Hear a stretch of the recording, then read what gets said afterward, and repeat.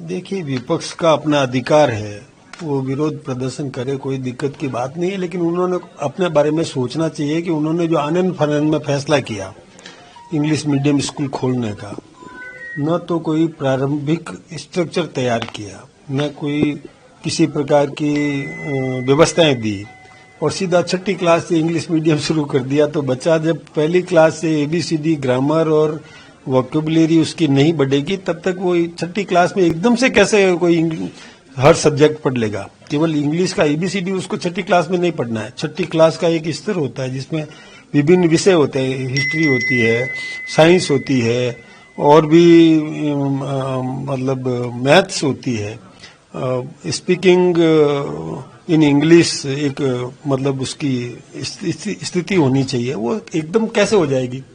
इससे बच्चा निराश हो जाता है। छठी क्लास में उसको आता नहीं है तो वो एकदम नर्वस हो जाएगा। तो ये तो उन्होंने आनन फानन में गलत फैसला लिया। इसके लिए निश्चित रूप से समीक्षा करना चाहिए था। प्रारंभिक शुरू करते पहली क्लास से, एक बात तो पहली क्लास से वो शुरू करते तो बच्चा तैयार हो जाता।